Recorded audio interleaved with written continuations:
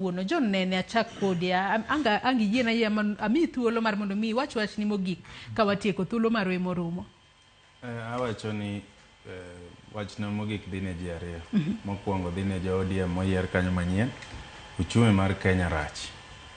Gi donje tich, gi tich kaka dwarore. Mondo giket systems gi structures mondo wa recover uchumi. Uchumi odok kuma ne entie. Mar ariyo ago kongole ne Gen Zs.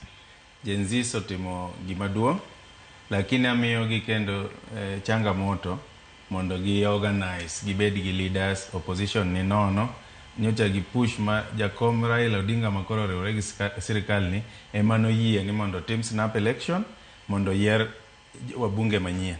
Opportunity no ntie. Gi joma tindo gin gi energy, gin gi nguvu, gi pangre maber, gi bede opposition, gi kao parliament mondo gi keep this government on check.